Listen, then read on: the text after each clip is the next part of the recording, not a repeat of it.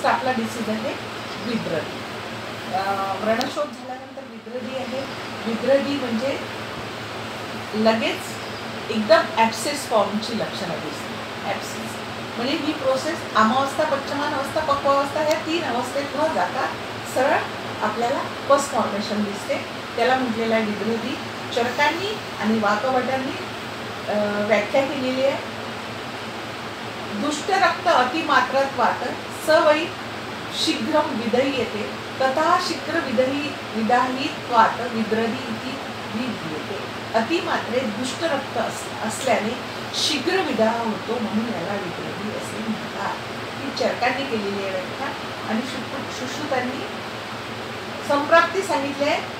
त्वग रक्त मांस वेदांसी प्रदुष्य अस्ति समाश्रितः दोषः शोकं शनैः घोरं जनयन्ति उच्छिता भूषं महामूलं रुजावंत वृत्तं च अपि अथवा आयतं तमाहु विद्रदी. त्वग रक्त मांस आणि मेद प्रदुष्यते अस्ति समाश्रितः. आता याच्यामुळे त्वचा, रक्त, मांस, मेद धातू दूषित करून वार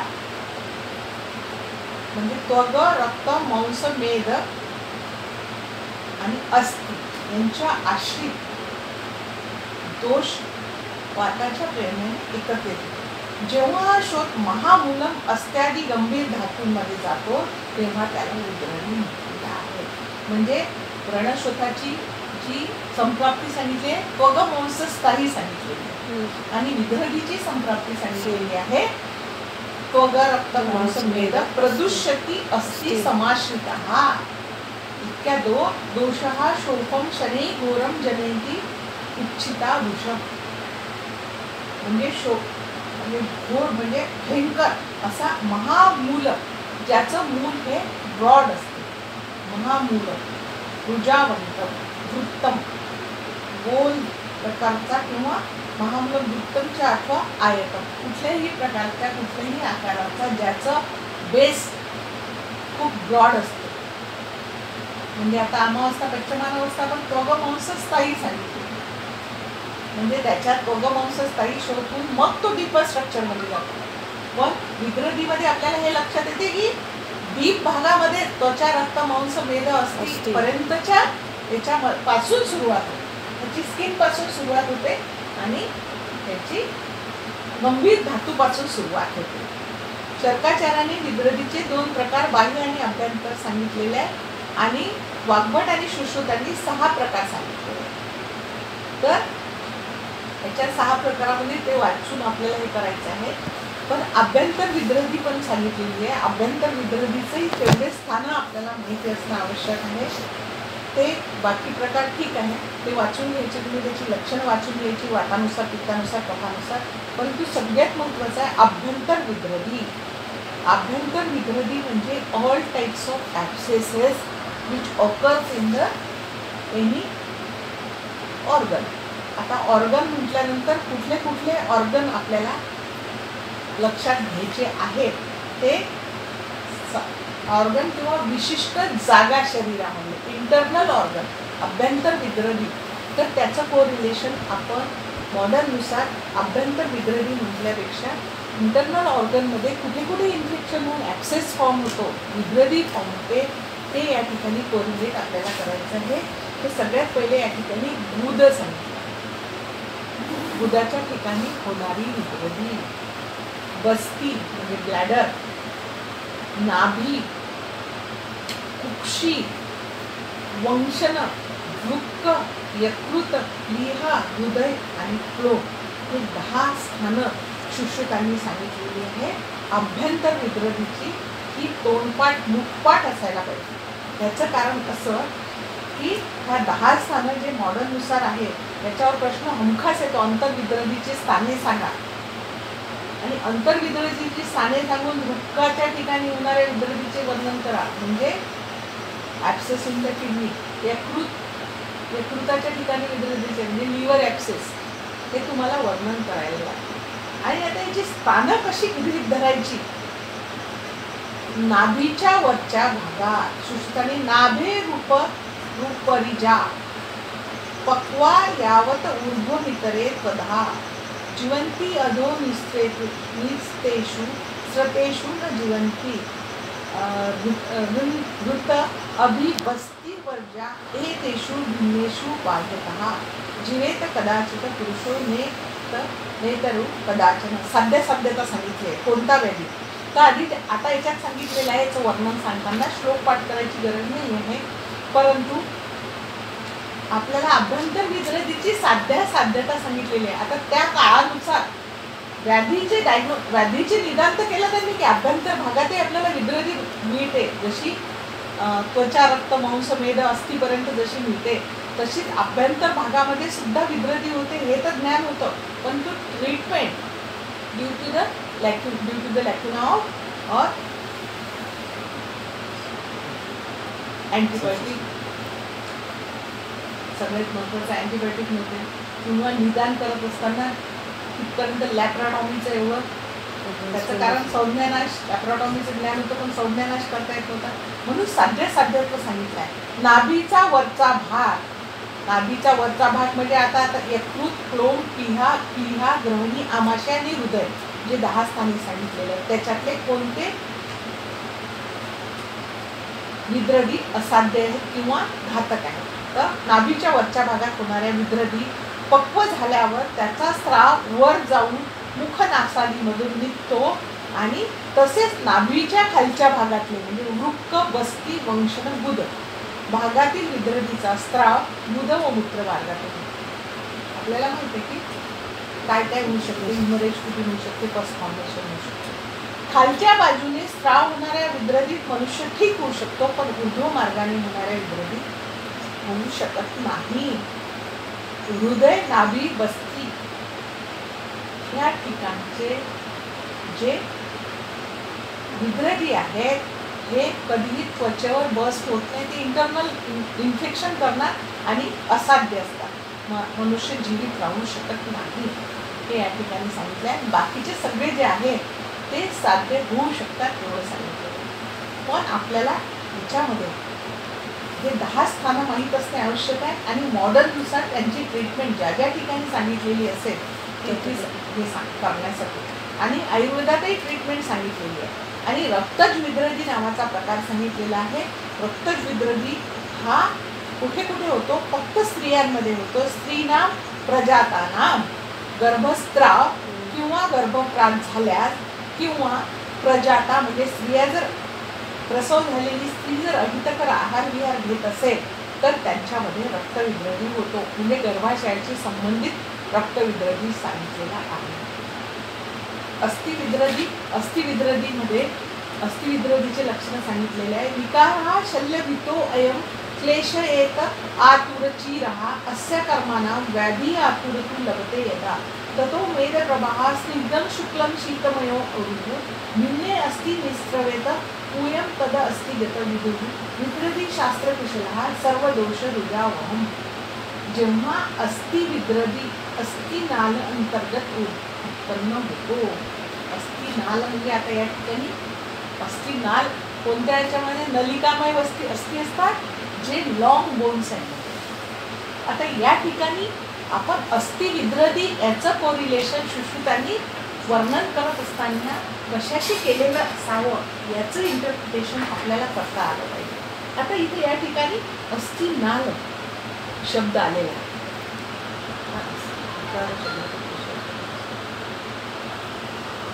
विकार शल्यभूतो अयम क्लेश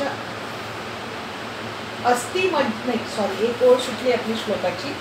अस्ति मज्जा परिपाक घोरम समुपजायते सो अस्ति मांस निरोधनेन द्वारम न लभते यदा तथा व्याधिना तेन ज्वलेनमेव दह्यते अस्ति मज्जा पोषण अस्ति मज्जा उष्ण तेन शिर्यते दह्यमानवत.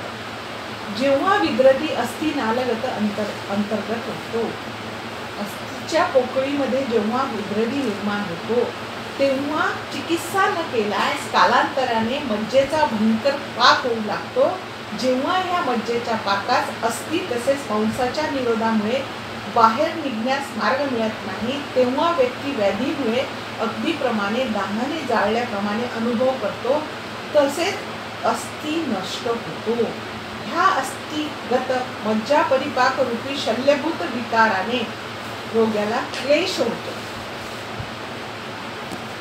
आता याच्यात नंतर पुढे सांगितलं आहे की हा अस्थि मज्जागत परिपाक रूपी शल्यभूत विकार अधिक काळपर्यंत गेल्यास रोगाला अनेक लक्षणे दिसू लागतात. जेव्हा पूर्व किंवा प्रस्तुत जन्माच्या चांगल्या कर्मामुळे किंवा शस्त्रामुळे अस्थि भिन्न झाल्यास, म्हणजे आता हा सगळं वर्णन तुम्ही ऐकून घ्या. अस्थि भिन्न झाल्यास मज्जा परिपाकजन्य पुढे बाहेर निघण्याचा मार्ग मिळतो, तेव्हा मेदधातूप्रमाणे स्निग्ध, श्वेत, शीत, गुरुपुरे स्त्राव होतो. आयुर्वेदाचे कुशल वैद्य मज्जाच्या परिपाकास अस्थि विद्रवी म्हणतात. हे सर्व दोषांनी युक्त तसेच भयंकर ऊर्जादायक असते. आधुनिक मतानुसार ह्या व्याधीचे साधर्म्य आपण ऑस्टिओमायलायटिस ह्या व्याधीशी करू शकतो. आता अस्थि विद्रवी म्हणजे ऑस्टिओमायलायटिस नाही. या ठिकाणी आपल्याला सुश्रुतांनी सांगितलेलं जे वर्णन आहे ते कोरिलेट करायचं आहे, जे आपण ब्रॉडीज ॲब्सेस किंवा पॉट्स डिसीज किंवा कोल्ड ॲब्सेस.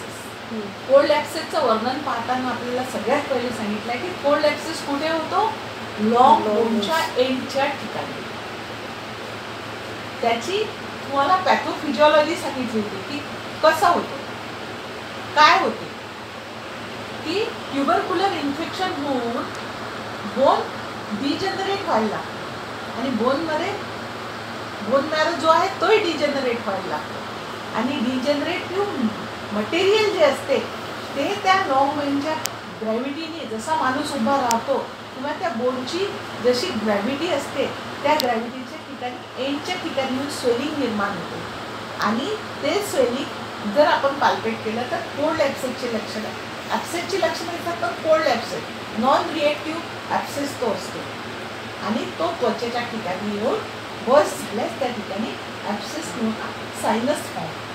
हेच वर्णन या ठिकाणी लिहिलेलं आहे की हे सगळे डिजनरेटिव्ह चेंजेस अस्थि नालाच्या आतमध्ये, म्हणजे लॉंग बोन, अस्थि नाल छोट्या बोनमध्ये नाल नसतेच, अस्थि नाल पोकळी नसतेच, लॉंग बोनच्या ठिकाणीच असते. म्हणजे हे परफेक्ट वर्णन सुश्रुतांनी केलं की अस्थि नालाच्या ठिकाणी म्हणजे लॉंग बोनच्या ठिकाणी त्या ठिकाणी जातो आणि बाहेर न आल्यामुळे रुग्णाला वेदना होतात. त्या बोनीपर्यंत पेशंटला राहतेच आणि असह्य वेदना होतात.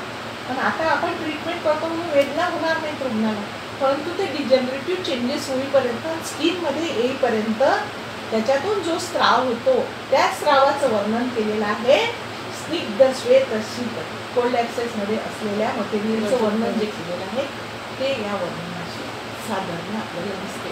म्हणून अस्थि विद्रवीचं वर्णन लिहा असं जर आलं पेपरमध्ये तर अस्थि विद्रवी लिहायचं, कोल्ड ॲब्सेसही लिहायचं, ऑस्टिओमायलायटिस. देन स्तनविद्रवी. स्तनविद्रवीचं वर्णन, आता ब्रेस्ट ॲब्सेसचं वर्णन केलेलं नाही आहे आयुर्वेदात असं आपल्याला वाटते, पण हे पहा विद्रवीच्या हेडिंगच्या अंतर्गत स्तनविद्रवीचं वर्णन केलेलं आहे. आणि वाग्भटांनी तो श्लोक सांगितलेला आहे. एकमेव स्तनशिरा विवृत्ता प्राप्य योषितानां सुतानां गर्भिणीनां संभवेत अथ पुरुषन स्तनेषु दुग्धेषु अदुग्धे वा बाह्य विद्रवी लक्षणं नाडीनां सूक्ष्मोत्तराणां कन्यानां न स जायते. गर्भवती किंवा प्रसूती स्त्रियाच्या विवृत्त मुखाच्या दुग्धवाहिनी शिरामध्ये दोष जाऊन त्यात कठीण शोथ उत्पन्न करतात. ते वातादी दोष दुग्धयुक्त किंवा दुग्ध नसणाऱ्या स्तनात विद्रवी उत्पन्न करतात. त्या स्तनविद्रवी म्हटलेले आहे आणि यामध्ये सगळी बाह्य विद्रवीची लक्षणे दिसतात वा बाह्य विद्रवी लक्षणं. पण त्याच्यात एक शब्द म्हटलेला आहे की कठीण शोथ. आणि याच्यामध्ये कुठल्या स्त्रीमध्ये गर्भवती किंवा प्रसूता, सुताना वा गर्भिणीना दोन्हीपैकी कोणामध्ये होऊ शकते. आणि कन्याना न सजायते. कन्यामध्ये म्हणजे ज्यांच्यामध्ये प्रेग्नन्सी झालेली नसते किंवा लॅक्टेटिंग मदर नसते त्या लोकांमध्ये हा पाहायला मिळत नाही. आणि दुसरं गोष्ट काय सांगितलेले, कठीण शोध एकमेव स्तनशिरा विवृत्ता वा प्राप्य योषितना.